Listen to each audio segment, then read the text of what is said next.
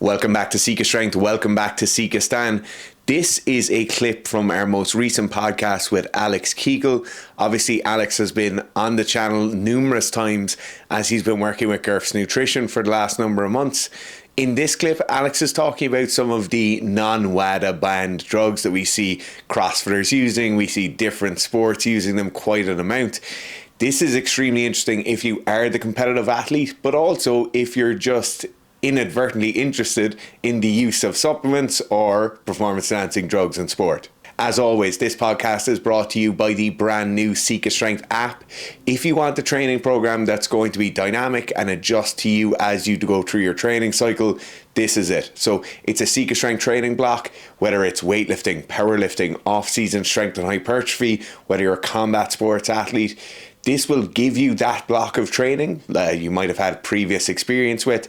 Then as you complete your training sessions, the loads, the volume for the next training sessions in the cycle will automatically alter as you go through. So it's myself and Owen's programming, it's our training logic, it's our coaching logic as you go through the program will alter what the next sessions are going to be. Also, you're not left on your own with this app. So you have very regular live streams with myself and Owen where you can submit questions, submit videos, and we'll go through and give you video analysis. Also, we have an AI coach bot that's been trained on all of the Seek Strength data. So if you have a question in your training session, how do I stop my elbows bending during the clean? This is going to shoot back an answer for you immediately and you get instant updates. When Owen started introducing me to your stuff first, some of the first things that came up were the kind of injectable L-carnitine things, or the use of injectable choline.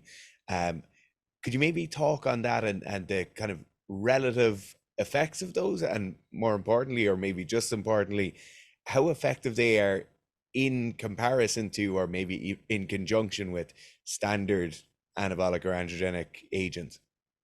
Gotcha. So I think actually first, let's look at oral carnitine and injectable carnitine.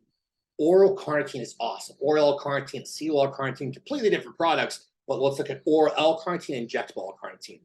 The difference is that oral L-carnitine, this is going to sound very common sense, but I think it has to be said. Oral L-carnitine, take it orally, that passive diffusion process that occurs throughout the gut, how that actual supplement gets metabolized is only going to allow you to reach physiological levels, right? Sounds right. Like your body can only go up to here, so it's going to be capped out there. Injectable L-carnitine bypasses that dissolution process, goes straight into the actual biological tissue, gets taken up into the bloodstream, and you can do this. You can bypass nature and go super high and be super physiological. So the only difference is the magnitude of effect when you're going from the injectable preparation versus the oral counterpart. So if we look at that actual injectable L-carnitine, for strength athletes, I mentioned the buildup of seal groups, we'll say neurologically with insulin resistance and things like that. So if you are the strength athlete who's really just getting beaten down neurologically, it's that buildup of seal groups, take your injectable L-carnitine post-workout. It's going to do a very good job of clearing those seal groups. In the pre-workout setting, it can do a tremendous job of fluxing your actual energetics during the workout itself. So remember, we talked about those rest periods, being able to use fat, pretty efficiently to recover. It's going to increase actually those.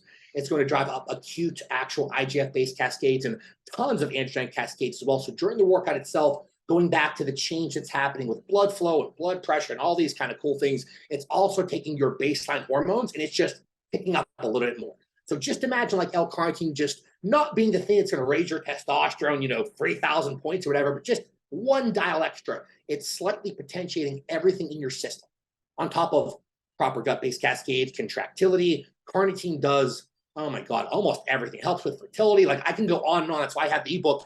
It does so many positive things for the fluxing of nutrients, for potentiating the workout itself. So if you're the strength athlete who maybe you don't have problems recovering from your workout, but the workout itself has to get better, carnitine is going to come and play. Drive up VO2 max, can increase recovery, actually not just intraset, but post-set and all that kind of fun stuff as well, rather post-workout. Take it pre-workout, it does a ton of different things. So think of that as like your workout potentiator from like a myological aspect. The choline comes in, and it's different than the actual alpha GPC preparation. Alpha GPC is awesome. The only difference is the draining of the seal groups that you get from the injectable choline. So it's going to allow that recycling process to happen faster. If it's like a traditional chloride preparation, it's going to pull more things, so more cellular things inward. So obviously just that negative charge just pulling in like it's supposed to. So all of a sudden, hyperhydration of musculature. It works more in that somatic system as a whole as well. So you're going to get slightly more physiological adaptations. So think about it like, or physical adaptations rather. So the injectable choline is kind of the thing you would use pre-training, whereas maybe alpha GPC might be better off used pre-studying or pre-work or something like that. That's only if you're taking the injectable choline preparation, though. You can get the same benefits from alpha GPC. It's just a lower degree because what we say, it's that super physiological action versus the physiological action. Does that make sense? Perfect sense. Where can people get that ebook just before we move on? theprepcoach.com. Everything's over there. Perfect. So, Alex, in that particular case where you're saying the injectable choline might be more performance-based, or the kind of an injectable version will bring you to that super physiological level, is there certain sports or certain applications where those kind of things, that thing where your ability to contract muscles faster comes into it? Is there certain sports where that's more applicable? Like, are sprinters more susceptible to using those kind of things than your marathon runners or your bodybuilders? Definitely. So the higher energetic the sport is, the more they can benefit from carnitine or carnitine choline injectable preparation. So if you were at like the Olympic level in running, those sprinters, oh my God, there are grams upon grams used per day in the carnitine-based world. CrossFit athletes. So everyone likes to, and I love CrossFit, by the way, so I don't want this to come off the wrong way, but everyone likes to think that it's such a clean sport. There's no PEDs used at all. And I mean, it's just like the NFL, NHL, NBA. Like these are professional, high tier, the best of the best athletes. Everyone's doing something, whether it's the creatine, whether it's the carnitine, whether it's the choline, everyone's doing something. They're performing at such a high level. Why is it seen as bad? So in the CrossFit Games, for example, injectable carnitine and choline is, and I think it should be abused. It should be very high dose because they can get away with it. First of all, energetically, because of their sport requires it, number one. And number two, it's not WADA banned, so it's not illegal. The act of injecting something gives everyone that kind of, ooh, he's doing something bad, right? There's something else in there. But in reality, it's completely legal, not WADA banned. And if you think about it, like, you can't test for that even if they wanted to ban it anyway. The carnitine proteins and the choline, like, it's already there, you know?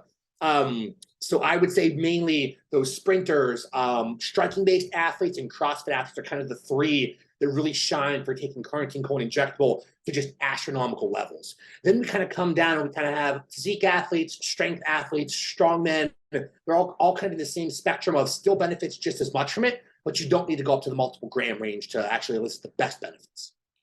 So if you're a natural athlete and you want to remain natural in your WADA testing, is like one of your go-to recommendations this kind of injectable carnitine and choline? Like, that's kind of one of the best things or one of the things to exploit.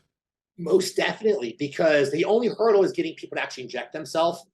And that's the tough part. Like, they have to come to me and say, hey, I'm okay with doing this. I want to be natural and I want to be able to pass a WADA drug test. Someone says that, cool, we're going to bring in carnitine choline if you're okay with that.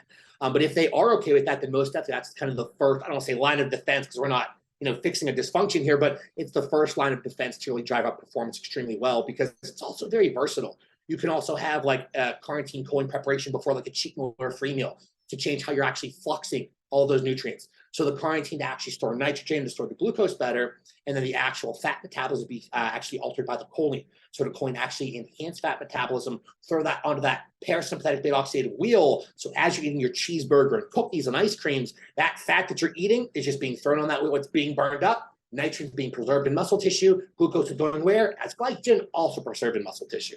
So it's very versatile.